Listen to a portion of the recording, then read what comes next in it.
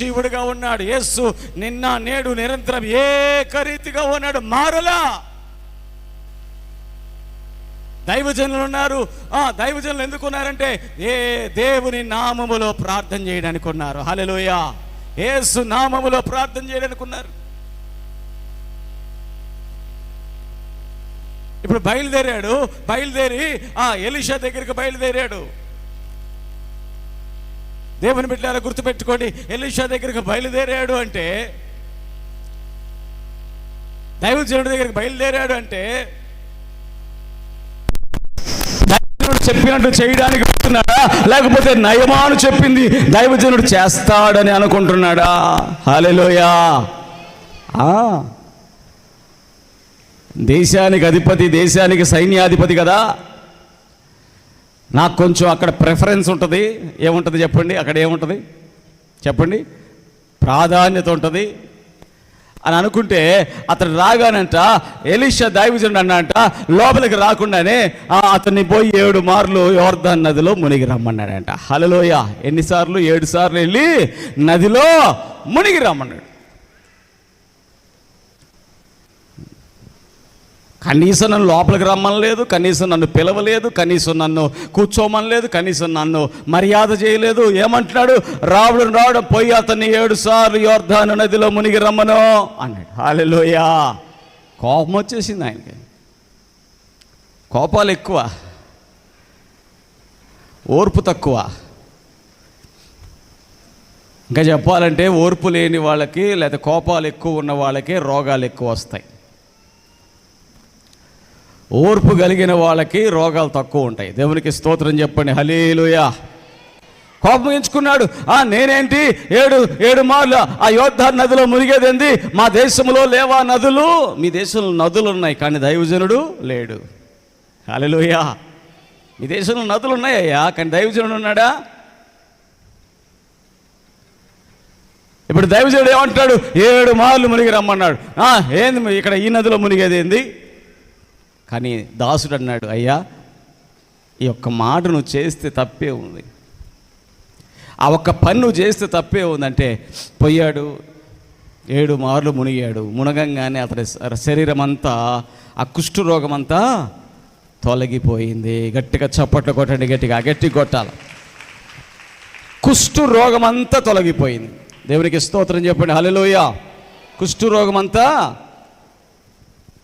తొలగిపోయింది. అతను ఎందుకు వచ్చాడు? ఎలీషా దైవజనుడి దగ్గరికి ఎందుకు వచ్చాడండి? తగాదా పెట్టుకోవడానికా? నేను గొప్ప అని చెప్పుకోవడానికా? కొంతమందికి ఈ రోజుల్లో ఎట్లాంటి ఆలోచనలు అంటే మందిరంలోకి వచ్చి గొడవలు పెట్టుకుంటారు. ఏమని గొడవలు పెట్టుకుంటారు? నేను ముందు, నేను గొప్ప, నేను నువ్వు మందిరానికి ఎందుకు వచ్చావో ఆ పని జరిగితే నీకు సంతోషంగా నువ్వు ఇంటికి వెళ్తావు, సంతోషంగా నువ్వు పని చేసుకుంటావు, సంతోషంగా ఆనందంగా ఉంటావు. దేవుడి మందిరానికి ఎందుకు రావాలి? దేవుని దర్శించడానికి రావాలి. గట్టిగా చప్పట్లు కొట్టండి, గట్టిగా కొట్టాలి, గట్టిగా కొట్టాలా. ఒక్కొక్కసారి ఎలా ఉంటుందంటే నీ ఊహల్లో ఉన్న, నీ ఆలోచనల్లో ఉన్నది సేవకుడు చెయ్యాలని చెప్పి అనుకుంటూ ఉంటారు. ఎవరు? నీ ఊహల్లో ఉంది సేవకుడు చేయాలనుకుంటారు. అందుకని ఏమంటారంటే, అయ్యో ముందు ప్రార్థన చేయి అంటారు. ఏంది ప్రార్థన చేసేది? హల్లెలూయా. వాళ్ళు కొంతమంది నాకు చెప్తుంటారు అట్లనే, అయ్యో నువ్వు ప్రార్థన చెయ్యి అంటే చెయ్యి అనగా నేను చేసేస్తే నీకు తగ్గిపోయిద్దా? కొంతమంది అట్టనే, అయ్యో ప్రార్థన చెయ్యి పెట్టు, ఇక్కడ పెట్టు, సరే పెట్టా, అయిపోయింది, వెళ్ళిపోతుంది ఇక. అంటే నువ్వేం దేనికి వచ్చావు? హల్లెలూయా. సేవకుడు ఏం చెప్తే విందామని వచ్చావా, లేకపోతే నువ్వు చెప్పింది సేవకుడు చేస్తే సరిపోయిందని వెళ్ళిపోవడానికి వచ్చావు? అంటే నీకు ఏం కావాలి? హల్లెలూయా.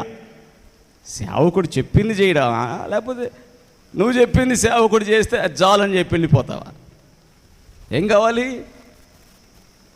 నయమాన్ ఏమనుకున్నాడంటే వచ్చి రాగానే కుర్చీ వేసి కూర్చోబెడతారు. ఆ తర్వాత నా కుష్ఠరోగం ఉంది కదా, నా శరీరం అంతా కూడా ఆయన నూనె రాసి మొత్తం కూడా పై నుంచి కిందాక నూనె రాసి నన్ను శుద్ధి చేస్తాడు, అప్పుడు నేను బాగుపడతాడు అనుకున్నాడేమో. హల్లెలూయా.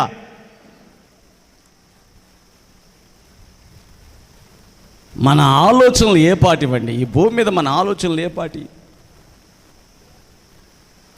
దేవుని వాక్యం అంటుంది, ఆ దేవుని యొక్క తలంపులు మన పట్ల లెక్కించదామని చూస్తే అవి ఇసుక రేణువుల కంటే ఎక్కువగా ఉన్నాయంట. గట్టిగా చప్పట్లు కొట్టండి, గట్టిగా కొట్టాల. మన గురించి మనకెన్ని తలంపులు ఉంటాయి, మన గురించి మనకెన్ని ఆలోచనలు ఉంటాయి. తప్పని అడిగాను, నీ గురించి నీకేం ఆలోచన అంటే ఒక్కటి కూడా గుర్తులేదు. దేవునికి స్తోత్రం. బిడ్డ, నీ గురించి నీకేం ఆలోచనలు ఉన్నాయి? లెక్కవద్దులే, 2 చెప్పు. సరే తీసి నువ్వు చెప్పు, నీ గురించి 2 చెప్పమ్మా. ఏం ఆలోచనలు లేవు, దేవుడి గురించి బతకాలని ఉంది అంటుంది తల్లి. నువ్వు చెప్పమ్మా, నీ గురించి నీకేం ఆలోచనలు ఉన్నాయి? పిల్లలు బాగుండాలని అనుకుంటున్నావు, ఓకే. నీ గురించి చెప్పు. ప్రోగ్రాం చేస్తూ ఇట్లా దేవుని పనిలో వెళ్ళాలని ఆలోచన ఉంది. నీకేం ఆలోచన ఉంది నీ గురించి? ఉదాహరణగా చెప్పు. సరే, ఒక్కటి చెప్తున్నారు అందరూ, కానీ దేవుడు అంటున్నాడు, నాకు మీ మీద ఉన్న ఆలోచనలు ఇసుక రేణువులు. ఒక గుప్పెడితో ఆ సముద్రంలో దగ్గరికి వెళ్ళి ఇసుకనంటే పట్టుకుంటే ఎన్ని ఉంటాయి రేణువులు? ఎన్ని ఉంటాయి? అన్ని ఆలోచనలు ఉన్నాయంట మన పట్ల దేవునికి. హల్లెలూయా. గట్టిగా చప్పట్లు కొట్టి గట్టిగా కొట్టాల. అంటే అన్ని ఆలోచనలు అంటే ఏంటి తెలుసా?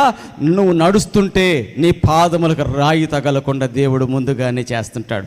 నువ్వు పడుకుంటే చక్కగా నీ గాలిని నీ దగ్గరకు తీసుకుని వస్తుంటాడు. హల్లెలూయా. సెకండ్కి నీకేం కావాలో అన్ని ఇసుక రేణువులన్నీ తలంపులు దేవుడు మన పట్ల కలిగి ఉన్నాడు. గట్టిగా చప్పట్లు కొట్టండి, గట్టిగా కొట్టాలా. అలాంటి దేవుడిని కలిగి ఉన్నాం మనం.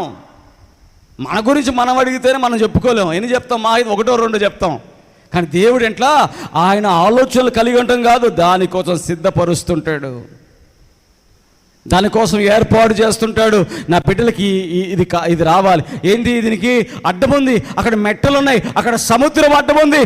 సముద్రం అడ్డం ఉందా? మోషే చెయ్యి జాపు. హల్లెలూయా. మోషే ఏం చేయాలంట? చెయ్యి జాపడంగా సముద్రము 2 పాయలైపోయింది. గట్టిగా చప్పట్లు కొట్టండి, గట్టిగా సంతోషంగా కొట్టాలండి. అసలు ఎప్పుడు ఊహిస్తాం మనం సముద్రం చేయడం ఏంది? ఆయన తలంపులు అంత గొప్పవి. నయమాను అక్కడికి వచ్చి అతను అనుకుంటున్నాడు ఇలా చేస్తాడేమో అని, కానీ దైవజనుడు అంటున్నాడు, దేవుడి దగ్గర నుంచి తలంపును పొందుకొని అతన్ని వెళ్ళి యోర్దాను నదిలో మునిగి రమ్మను అని అన్నాడు. చాలా సింపుల్ విషయం అది. హల్లెలూయా. సింపులే కాదా? చెప్పండి, సింపులే కాదా? నది ఉంది, నదిలోకి వెళ్ళి 7 సార్లు మునకలేస్తే అయిపోయా. చెప్పింది పెద్ద కష్టమైందా? కొంతమందికి కష్టమైంది చెప్తేనే ఇష్టం, సులభమైంది చెప్తే ఇష్టం ఉండదు. ఉదాహరణకి నేను ఆ కుర్చీలో కూర్చోయి కొంతసేపు అన్నాను అనుకో, నన్ను కుర్చీలో కూర్చోమంటాడేంటి అనుకుంటారు. హల్లెలూయా. చెప్పింది కష్టం కాదు కదా. కుర్చీలో కొంతసేపు కూర్చోయ్యా అన్న, కూర్చోడు, వచ్చి ప్రార్థన చేయి నేను వెళ్ళాలి, ప్రార్థన చేయి నేను వెళ్ళాలి. నేను అన్నాను కుర్చీలో కొంతసేపు కూర్చోయ్యా అన్న. హల్లెలూయా. అతను కూర్చోడు, ఆ మాట చేయడు. ప్రార్థన చేయి నేను వెళ్ళాలి, ప్రార్థన చేయి నేను వెళ్ళాలి. ఎక్కడికి వెళ్ళాలి? ఇంటికి వెళ్ళాలి. మనం ఎందుకు వచ్చేవాడికి? వచ్చేదాకా వస్తావు, వచ్చిన తర్వాత పోతా అంటావు. అంటే ఏంది? దేవుడి యొక్క మాటని నేను నెరవేర్చడానికి రావాలి. దేవుని మాట నెరవేర్చడం అంటే ఏంటి? దైవజనుడు మాట నెరవేర్చాలి. గట్టిగా చప్పట్లు కొట్టండి, గట్టిగా. దేవునికి స్తోత్రం. ఇప్పుడు నయమాను దైవజనుడి మాట నెరవేర్చాడా లేదా? దైవజనుడు చెప్పింది చేశాడా లేదా? చిన్న విషయమే. కొంతమందికి ఏమంటారు, చిన్న విషయాలు చెప్తే, పెద్ద విషయాలు చెప్తే చేస్తాం, చిన్న విషయాలు ఏంటి? హల్లెలూయా. పెద్ద పెద్ద విషయాలు చెప్తే నువ్వు చిన్న చిన్నవే చేయకపోతే పెద్ద పెద్దవి ఎందుకు చేస్తావు? చెయ్యవు. చిన్న చిన్నవే చేయనప్పుడు పెద్ద పెద్దవి చేస్తారు ఎవరన్నా? కానీ అంటాడు ఏమని? చిన్నవి చెప్తే చేయం, పెద్దవి చెప్తే చేస్తాను. పెద్దయ్యా చెప్తాను, 2 టన్నులు కర్ర పుల్లలు తీసుకురావాలి, అడవిలోకి వెళ్ళి 2 టన్నులు నరుక్కొని కర్రలు తీసుకురంటే కనపడను కూడా కనపడ్డు. దేవునికి స్తోత్రం. పెద్ద పెద్దవి చేస్తానన్నాడు కదా. నాకు కాదయ్యా, దేవుడి మందిరంలో కావాలి, తీసుకొస్తావంటే తీసుకొస్తాడా? 5 నిమిషాలు కూర్చోయ్యా అంటేనే ఓపిక లేనివాడు అంత పెద్ద పని చేయగలడా? చిన్న చిన్నవే చేయలేకపోతే పెద్ద పెద్దవి కూడా చేయలేరు. హల్లెలూయా, హల్లెలూయా. అందుకనే దేవుడికి లోబడ్డం అంటే ఏంటి? దేవుడికి లోబడ్డం అంటే దేవుడు వచ్చి డైరెక్ట్గా వచ్చి ఏమ్మా నువ్వు నా మాటకు లోబడు అంటాడా? దేవుడు ఎవరిని పెట్టాడు? దైవజనులను పెట్టాడు. దైవజనులు పెట్టిన తర్వాత దైవజనులు చెప్పింది చేయమన్నాడు. హల్లెలూయా. దైవజనులు చెప్పింది చేయండి అయ్యా. కొంతమంది ఏమంటారంటే తెలివిగలళ్ళు, మేము దేవుడి మాట వింటాం, దైవజనుల మాట వినాం అంటారు. దేవుడి మాట వింటాం కానీ దైవజనుల మాట ఎందుకని అంటే మేము దేవుడిని నమ్ముకున్నాం. మరి దైవజనులు ఎందుకున్నారు? దైవజనులను ఎవరు ఏర్పాటు చేశారు? సంఘాన్ని ఎవరు కడుతున్నారు? పరిశుద్ధాత్మ దేవుడు దైవజనుల్లో నుండి సంఘాన్ని కట్టుచున్నాడా లేదా? దైవజనులు నిలబెట్టుకొని ఆత్మలు సంపాదిస్తున్నాడా లేదా? దైవజనులు నిలబెట్టుకొని ప్రజలను స్వస్థపరుస్తున్నాడా లేదా? దైవజనులు నిలబెట్టుకొని ఇదిగో కార్యాలు జరిగిస్తున్న పరిశుద్ధాత్మ దేవుడు ఇప్పుడు భూమి మీద సంచరిస్తున్నాడు కదా. మరి దైవజనులు మీరు నమ్మమంటే ఎవరిని నమ్మనట్టు? పరిశుద్ధాత్మ దేవుడిని నమ్మనట్టు. దేవునికి స్తోత్రం చెప్పండి. హల్లెలూయా. పరిశుద్ధాత్మ దేవుడిని నమ్ముతున్నారా? తండ్రి, కుమార, పరిశుద్ధాత్మ ఎంతమంది ఉన్నారు? పరలోకమందున్న నా తండ్రి అని ప్రార్థన స్టార్ట్ చేస్తే అన్నీ అడిగిన తర్వాత చివరిలో యేసుక్రీస్తు నామములో ప్రార్థిస్తున్నాము తండ్రి అని ప్రార్థన ముగిస్తారు. అసలు నువ్వు ప్రార్థన చేస్తున్నావంటే పరిశుద్ధాత్మ దేవుడు నిన్ను ప్రేరేపిస్తేనే నువ్వు ప్రార్థన చేస్తావు. దైవజనుడు ఇక్కడ ప్రార్థన చేయడానికి, సేవ చేయడానికి నిలబడ్డాడు అంటే పరిశుద్ధాత్ముడు నడిపిస్తేనే నిలబడతాడు. హల్లెలూయా. అంటే దైవజనులను నమ్మలేదు అంటే ఎవరిని నమ్మనట్టు తెలుసా? పరిశుద్ధాత్మ దేవుణ్ణి. చెప్పాలా? దీంట్లో ఎంత పెద్ద సబ్జెక్ట్ ఉందో తెలుసా? యేసు ప్రభు ఏమన్నాడు తెలుసా? నాకు విరోధముగా మీరు పాపము చేసిన పాప క్షమాపణ కలదు కానీ పరిశుద్ధాత్మకు విరోధముగా మాట్లాడిన వారికి ఏ పాప క్షమాపణ ఈ యుగమందైనను రాబో యుగమందైనను లేదు. అందుకని దైవజనుల్ని దేవుడు ఏర్పాటు చేసుకున్నాడు కాబట్టి దేవుడు అన్నాడు, నా సేవకుల్ని ముట్టినవాడు నా కనుగుడ్డును ముట్టినట్టు. హల్లెలూయా. నయమాను దైవజనుడైన ఎలీషాను వ్యతిరేకించాడు మొదట. ఏంది ఇంత చిన్న విషయం చెప్పాడండి? నేనేంటి దేశానికి సైన్యాధిపతినేంటి అంత దూరం నుంచి వస్తే ఈయనేంది నీళ్ళలో మునగమంటాడు. హల్లెలూయా. నీళ్ళలో మునగమంటాడు. చిన్న విషయమైనా నువ్వు లోబడితే దేవుడి కార్యాలు చూస్తావు. గట్టిగా చప్పట్లు కొట్టండి. గట్టిగా దేవునికి స్తోత్రం కలుగునుగా. గట్టి కొట్టాల. నిన్ను కూడా దేవుడు యోర్దాను నది ఎలాగా నయమానుని మునగమన్నాడు. హల్లెలూయా. నీకు కూడా చెప్తాడు. హల్లెలూయా. నిన్ను కూడా చెప్తాడు. ఏమని? నేను చెప్పాను. ఏమని? ప్రేరాయలు తీసుకోండి అన్న. హల్లెలూయా. ఏమన్నాను? మా ఊర్లో నూనె లేదంటే ఉంది, మీ ఊర్లో కూడా నూనె. హల్లెలూయా. కానీ అక్కడ దైవజనుడు చెప్పాలా? లేడుగా. నేనేమన్నాను ఇప్పుడు? నయమాను అదే సమస్య, మా ఊర్లో మా దేశంలో లేవా నదులు అన్నాడు. నిజమే, మీ ఊర్లో ఉన్నాయి, కానీ దైవజనుడు లేడుగా.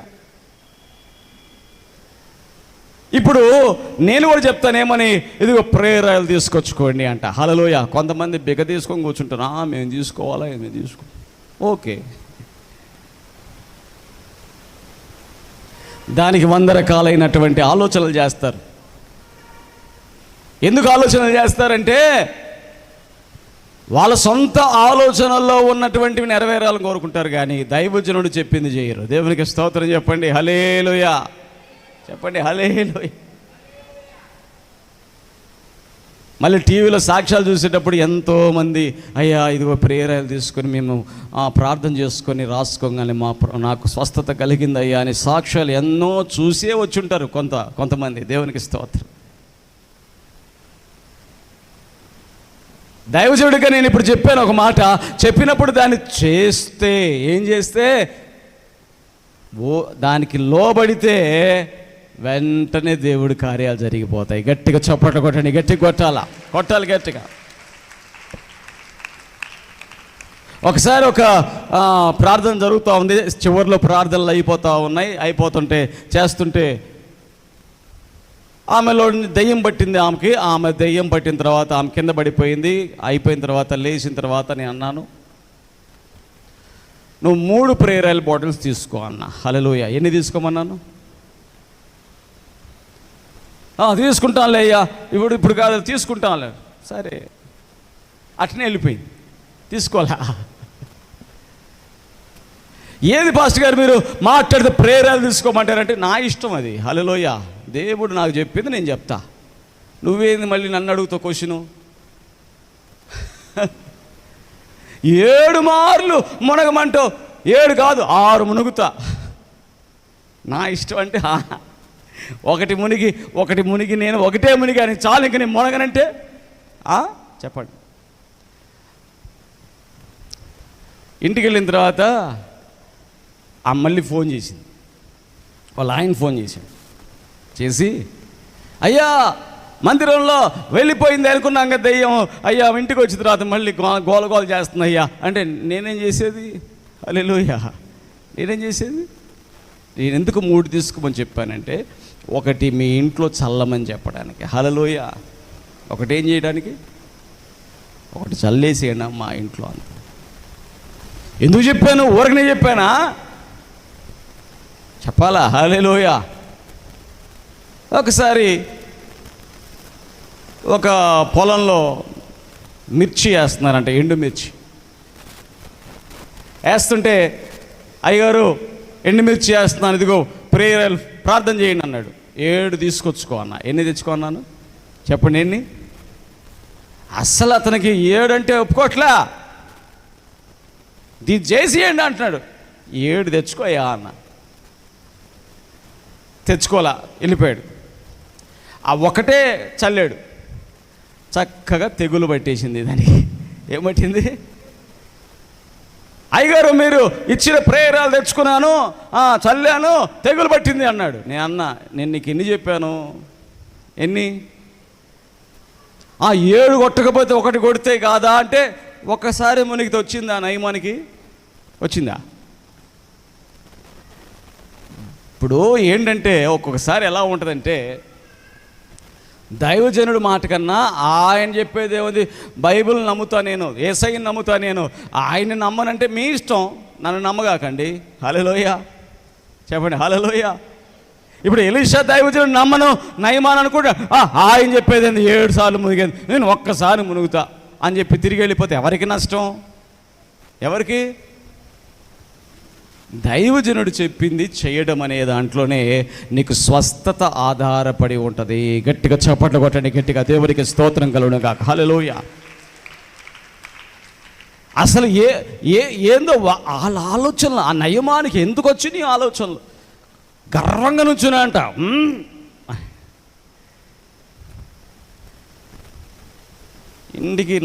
ఇంట్లో ఆదివారం రాగానే ఒక మేకపోతు దిగాల్సిందే. హల్లెలూయా.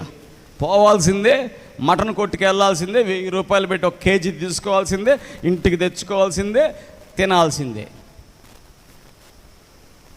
డబ్బులేం తక్కువ లేదు. దేవునికి స్తోత్రం. హల్లెలూయా. ఖర్చు పెట్టే వాళ్ళు ఏమన్నా ఖర్చు పెట్టకుండా ఉన్నారంటే ఖర్చు పెడుతూనే ఉన్నారు. దేవునికి స్తోత్రం. కానీ దైవజనుడు మాటకి లోబడుతున్నాడు. అందుకని అంటున్నాడు, ఆ నయమానుకి యోర్దాను నదిలో మునగమన్నట్టుగా నీకు దైవజనుడు ఏమి చెప్తున్నాడు? గట్టిగా చప్పట్లు కొట్టండి, గట్టిగా. దేవునికి స్తోత్రం. నీకు దైవజనుడు ఏమి చెప్తున్నాడు? హల్లెలూయా. ఒకసారి ఒక అతనికి చెప్పాను, ప్రతిరోజు రాత్రి 9 గంటలకు నాకు ఫోన్ చేయన్న. హల్లెలూయా. ఎన్ని గంటలకి చెప్పండి? ఎన్ని గంటలకి? ఒక్కరోజు చేశాడు అంతే. ఒక్కరోజే. పక్క రోజు చేయలా, ఆ పక్క రోజు చేయలా. ఆ తర్వాత మళ్ళీ కనపడ్డాడు. అన్నా నువ్వు ప్రార్థన చేసావు, నాకేం కావాలా? నేను ప్రతిరోజు చేయమన్నాను కదా, ఎందుకు చేయాలని? మర్చిపోయానన్నా. అంటే నీకు ఊరకనే వచ్చేసేయాలా? ప్రార్థన చేయగానే నీకు అన్నీ జరిగిపోవాలా? నీ అప్పులు తీరిపోవాలా, నీ కష్టాలు తీరిపోవాలా, నీ సమస్యలు తీరిపోవాలా, నీకు ఉద్యోగాలు వచ్చేసేయాలా, నీ వ్యాపారంలో అభివృద్ధి జరగాల. కానీ దైవజనుడి మాట మాత్రం, మేము దేవుడిని నమ్ముకుంటాం, బైబిల్లో ఉన్న ప్రతి వచనం చదువుకుంటాం, కానీ దైవజనుడి మాట మాత్రం వినరా? హల్లెలూయా. దైవజనుడి మాట వినలేదంటే పరిశుద్ధాత్ముడి మాట వినట్టే. అందుకని అంటున్నాను, దేవుడు ఎవరు అంటే మన బాధలు తీసివేసేవాడు. హల్లెలూయా. దేవుడు ఎవరు? దైవజనులు ఎందుకు పెట్టాడు దేవుడు? ఇప్పుడు ఇక్కడికి ఒక ఊర్లో ఉన్నవాళ్ళు కాదే, ఎక్కడెక్కడి నుంచి వస్తున్నారు? 1000 గ్రామాల్లో ఉన్నటువంటి ప్రజలు అక్కడొకళ్ళు. ఆ రోజుల్లో యెరూషలేముకి ఆ చుట్టుపక్కల ఉన్నటువంటి గ్రామాలన్నీ కూడా యెరూషలేముకి వెళ్ళినట్టుగా ఈ మంగళవారం ప్రార్థనలకి చుట్టుపక్కల ఉన్న గ్రామాలన్నిటిలో నుంచి దేవుడు తన ప్రజలను తీసుకొని వస్తున్నాడు. గట్టిగా చప్పట్లు కొట్టి గట్టిగా దేవుడు గట్టిగా కొట్టాలి. హల్లెలూయా, హల్లెలూయా. అందుకని ఇక్కడికి వచ్చిన వాళ్ళు ఎవరు, వాళ్ళ పేర్లేవు నాకు తెలియదు. ఒకసారి ఒక అతను వచ్చి అంటాడు, అయ్యగారు మీ పేరేందని అడుగుతున్నాడు. నన్ను అడుగుతున్నాడు. అంటే నిజమే, నా పేరు ఎక్కడ రాసలేదు కదా. పాప క్యాలెండర్లో చూశాడు, ఆ క్యాలెండర్ నా పేరు లేదు. ఆ బయట బోర్డులో చూసాడు, ఆ బోర్డులో నా పేరు లేదు. ఆయన వచ్చి అడుగుతున్నాడు, మీరేమనుకోవద్దు, మీ పేరు ఏంది చెప్పండి. టీవీలో చూస్తున్నా, టీవీలో మీ పేరు లేదు, ఇక్కడ ఎక్కడ మీ పేరు లేదంటే, సరేలయ్యా నా పేరు లేకపోతే ఏముంది అంటే, కాదు అయ్య గారు పేరు ఉండాలి కదంట. మనోళ్ళు పెట్టారులే, మంగళవారం పాస్టర్ అని పెట్టారు. దేవునికి స్తోత్రం. ఏం పెట్టారు నాకు? సరే, ఏదైనా దేవుడిచ్చిన పేరే గొప్పది కదా. దేవునికి స్తోత్రం. రేపు నాకు ఏదైనా కూడా ఏమంటారు తెలుసా? మంగళవారం పాస్టర్ గారికి ఏదో అయ్యిందంట, మంగళవారం పాస్టర్ గారు అటు పోతున్నారు, మంగళవారం పాస్టర్ గారు లేదు. నేను పేరు చెప్పినా నాకేం పెట్టారు మీరు? ఏం పెట్టారు? ఒకవేళ నేను పేరు చెప్పినా గుర్తుంటుందా మీకు? ఒకవేళ మీకు గుర్తున్నా ఆ పేరుతో చెప్తే వాళ్ళు ఏమైనా గుర్తుపడతారా? ఎదుటోళ్ళు మంగళవారం పాస్టర్ అనగానే తప్పని గుర్తుపడతారు. దేవునికి స్తోత్రం. హల్లెలూయా. మీ పేర్లు తెలీదు, నా పేరు తెలీదు. దేవునికి స్తోత్రం. కానీ మిమ్మల్ని ఎవరు నడిపించారు? దేవుడే. నన్నెవరు నడిపించారు? దేవుడే. మన మధ్యలో దేవుడే ఉండి కార్యాలు చేస్తున్నాడు. గట్టిగా చప్పట్లు కొట్టండి, గట్టిగా కొట్టాల. అందుకనే నయమానికి చెప్పినట్టుగా యోర్దాను నదిలో మునగమని చెప్పినట్టుగా నీకు దైవజనుడు ఏదో చెప్తున్నాడు అంటే అక్కడ మీరేం చేయకూడదు, మీ ఆలోచనలు పక్కన పెట్టేయాలి. హల్లెలూయా. దైవజనుడు చెప్పాడు, నేను చేయాలి. దేవునికి స్తోత్రం. ఒకవేళ మీ ఆలోచనలు పాడు చేయడానికి సాతాను రెడీగా ఉంటాడు. హల్లెలూయా. సాతాను రెడీగా ఉంటాడు. ఏం చేస్తాడు తెలుసా? వాడు ఒక డూప్లికేట్ ఆయిల్ తీసుకొస్తాడు, డబ్బా తెచ్చి, ఇదిగో అలాంటి డబ్బానే చూడు, కావాలంటే 2 డబ్బాలు ఒకటే చూడు, అక్కడి నుంచి తెచ్చా తీసుకోండి అంటాడు. ఇక్కడ ఇచ్చే ప్రేయర్ ఆయిల్ మేము బయట ఎవరికి ఇచ్చి పంపించము. దేవునికి స్తోత్రం చెప్పండి. హల్లెలూయా. ఎవరైనా వచ్చి మేము ఈ ఆయిల్ తీసుకొచ్చామని అంటే దాన్ని మీరు నమ్మితే అపవాది యొక్క ఆలోచనలలో పడిపోయినట్టే. ఒక ఆమె వచ్చింది, అయ్యగారు మీరు ఇచ్చిన ఆయిల్ ఇదిగోండి, ఎన్నిసార్లు రాసిన తగ్గలా అంటుంది. దేవుని స్తోత్రం. ఇదేందని చూస్తే ఆ నూనె వేరేగా ఉంది. ఆ నూనె వేరేగా ఉంది. నాకు చూడంగానే అర్థమైపోయింది. ఇక్కడ తీసుకున్నావా అమ్మ అంటే, లేదు మా పాస్టర్ గారు మా ఊర్లో తీసుకొచ్చి ఇచ్చి అమ్ముతుంటే నేను తీసుకున్నాను అంది. హల్లెలూయా. మీ పాస్టర్ గారు ఇచ్చారా? ఏమని ఇచ్చారు?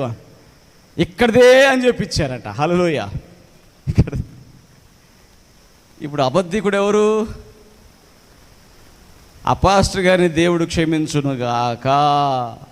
అంతకు మంచి మనం ఏం చేయగలుగుతాం? చూడండి వాళ్ళు ఎలాంటి వాళ్ళుగా దిగజారిపోతున్నారంటే, కొంతమంది మంగళవారం ప్రార్థనలు అక్కడ వాళ్ళ ఊర్లో పెట్టి మదన్ బాబు పాస్టర్ గారే పెట్టమన్నారు ఇక్కడ అని చెప్తున్నారంట. హల్లెలూయా. నేను ఎందుకు పెట్టమంటాను? ఎందుకంటే నేను అక్కడ ఉండను కదా, నేను ఉండేది ఇక్కడే. దేవునికి స్తోత్రం చెప్పండి. హల్లెలూయా. మంగళవారం ఇక్కడే ఉంటా. దేవునికి స్తోత్రం. నేను ఇంకెక్కడికి రానుగా. కాబట్టి మంగళవారం ఇక్కడే ఉంటాయి. కాబట్టి కొంతమంది అపవాది చేత బంధింపబడిన వాళ్ళు ఏం చేస్తున్నారంటే ఏయో కుయుక్తులు చేసి మనుషుల్ని డైవర్ట్ చేస్తున్నారు. ఈ మధ్య ఒక ఫోన్ చేశారు. అదిగో ఆ సహోదరి ఫోన్ చేసింది. ఏమ్మా ఒకసారి పైకిలే రా, చెప్తా. సాక్ష్యం ఉండాలి కదా. మరి నేను చెప్పే అబద్ధాలు అనుకోరు వీళ్ళంతా. అదే నాకు ఏమని అన్నారమ్మ పోయిన వారం నువ్వు వస్తానండి. 21వ తారీఖు మదన్ బాబు పాస్టర్ని కేసు పెట్టినారు అని చెప్పారంట. కేసు పెట్టారు నా మీద. అయితే అప్పుడు నేను ఎక్కడికి వెళ్ళాను? ఏంటికంట పెట్టిందని నేను అడిగితే వచ్చిన వాళ్ళందరూ ఆ చెట్లల్లో ఎప్పిచారమాట చేస్తారంట. అందుకని పోలీసు వాళ్ళు కేసు పెట్టిరు. 2 వారాల నుంచి ప్రార్థనలే జరగట్లేదని చెప్పారు. ఎవరు చెప్పారు? ఏరో ఒక ఆమె చెప్పిందంట. ఒక ఆమెకి ఆమె ప్రార్థనకి వెళ్ళామేనా? ఆమె ప్రార్థనకి వెళ్ళామే, ఆమె కూడా ప్రార్థనకి వెళ్ళామే చెప్పిరంట. చూసారా? పోయిన వారం నేను ఇక్కడే ఉన్నానా? చక్కగా ప్రార్థన జరిగిందా? మరి అపవాది ఎవరిని పట్టాడు? నేను చెప్పేది నిజాలు చెప్తున్నది, నేను అబద్ధాలు చెప్పట్లా. అపవాది ఏం చేస్తాడంటే విశ్వాసుల్ని పాడు చేయాలి, విశ్వాసుల్ని డైవర్ట్ చేయాలి, విశ్వాసుల్ని గలిబిలి చేయాలి. అందుకని ఏంటంటే దేవుడి సన్నిధికి వెళ్ళనీయకుండా చేయడానికి రకరకాల కుయుక్తులు. దేవునికి స్తోత్రం చెప్పండి. హల్లెలూయా, హల్లెలూయా. కానీ మనం నమ్ముకున్న దేవుడు మనల్ని సిగ్గుపరచడు. గట్టిగా చప్పట కొట్టి గట్టిగా కొట్టాల. హల్లెలూయా. సిగ్గుపరచడు. ఎందుకంటే ఇప్పుడు చాలామంది మీటింగ్స్ పెడుతున్నారు. వాళ్ళకి కనీసం 100 మంది రాట్లా. వాళ్ళ బాధ అది. మీకు చెప్పడానికి నాకేం చెప్పకూడదు అనుకున్నా కానీ చెప్పాల్సి వస్తుంది. ఎందుకంటే చెప్తున్నారు అని అంటే, వాళ్ళు మీటింగ్ పెడుతుంటే 100 మంది కూడా రావట్లే అక్కడ. మళ్ళీ ఆ మీటింగ్కి ఎంత ఖర్చు పెడుతున్నారంటే ₹1,00,000 ఖర్చు పెడుతున్నారు. ఎంత చెప్పండి? ఎంత? ₹1,00,000 ఖర్చు పెట్టినా 100 మంది రావట్లే. హల్లెలూయా. ఈయనేం ఖర్చు పెడుతున్నాడు అసలు? జనం ఎందుకు అట్టబోతున్నారు?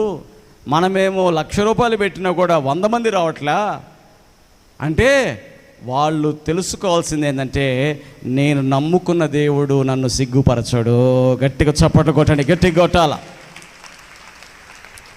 మళ్ళీ ఆ 100 మంది కూడా ఎట్టా వస్తారట? ఆటోలు పెడితే వస్తున్నారట. హల్లెలూయా. ఏం పెడితే? ఆ మీటింగ్ పెట్టిన వాళ్ళే ఆటో పెట్టి జనాలు నడిపిస్తే ఆ 100 మంది వస్తున్నారంట. మరి ఇక్కడికి వస్తున్నారు కదా, ఎంతమంది వస్తున్నారు ఇక్కడికి?